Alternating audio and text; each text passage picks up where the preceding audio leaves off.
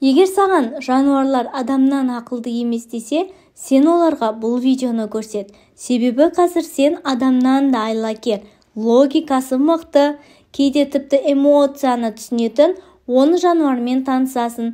Соңына дейін қара, соңғы орындағы жануардың естігенін сен өз көзіңе сенбей қаласың. Ең соңында 10-шы орын – дельфин. Дельфиндер тек әдемі жүзуші емес, олар бір-бірімен жеке есім арқылы сөйлеседі. Ғалымдар дәлелдеген, әр дельфиннің өз аты бар, тіпті айнаға қарап өздерін таниды. Бұл қабілет тек адам мен маймылдарда бар еді. 9-шы орында піл. Пілдер өлі достарын еске алады, сүйегін көміп, жылағандай күйге түседі. Ал бір піл өзінің күтушісін 10 жылдан кейін кездестіргенде оны бірден танып, қуаныштан көз жасын төккен. 8-ші орында тоты құс, африкалық жако. Бұл тоты құс 1000-нан астам сөзді біледі және оларды дұрыс мағынада қолдана алады.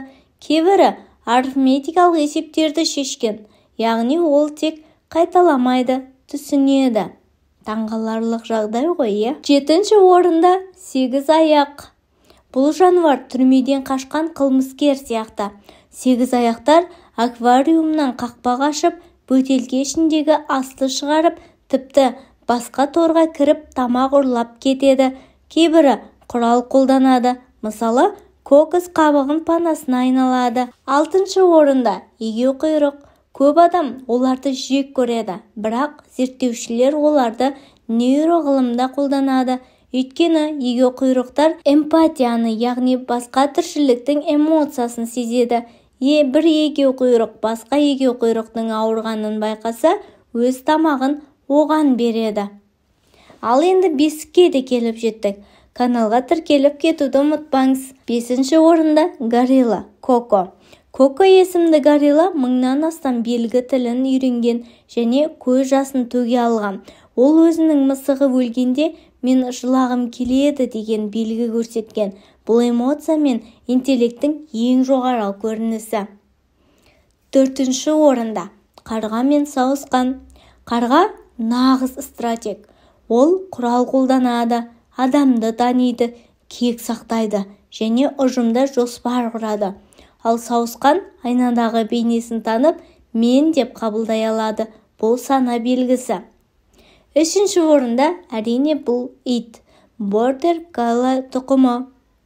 Кейбір иттер 1000 сөзді түсінеді және адамдардың қимылынан ниетін болжай алады.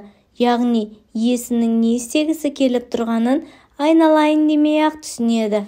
2-ші орын киттер, қоңыр бас кит. Киттер әнмен сөйлеседі. Олардың дыбыстары тіл сияқты күрделі құрылым. Ал бір кит тобы басқа топты кездестіргенде жаңа диалект үйренеді. Бұл мәдениеттің белгісі. Барлығымыз күтіп отырған 1-ші орында әлемде ол шимпанзе. Шимпанзелер IQ тестерінде адамнан асып түседі. Кейбірі сандарды ретімен есте сақтауда адамдарды жеңіп шыққан.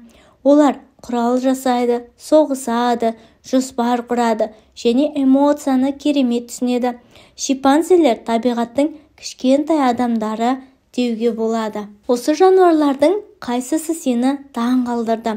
Комментарийға жаз. Ал егер осындай қызық фактілерді ұнатсаң, келесі видео адамнан ақылды роботтар туралы болмақ. Лайк басып, жазылып қоюды ұмытпа.